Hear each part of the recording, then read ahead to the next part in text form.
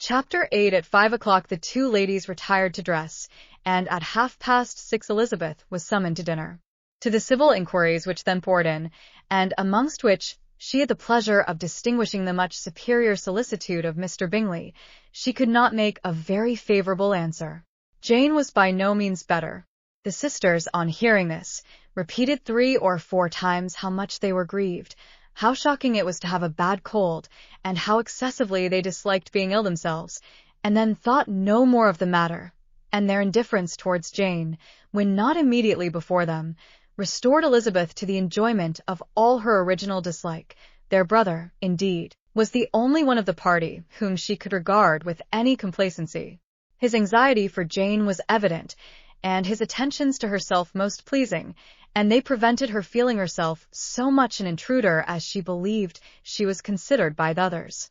She had very little notice from any but him. Miss Bingley was engrossed by Mr. Darcy, her sister scarcely less so, and as for Mr. Hurst, by whom Elizabeth sat, he was an indolent man, who lived only to drink and play at cards, who, when he found her prefer a plain dish to a ragout, had nothing to say to her. When dinner was over, she returned directly to Jane, and Miss Bingley began abusing her as soon as she was out of the room. Her manners were pronounced to be very bad indeed, a mixture of pride and impertinence. She had no conversation, no style, no taste, no beauty. Mrs. Hurst thought the same, and added, "She has nothing, in short, to recommend her, but being an excellent walker.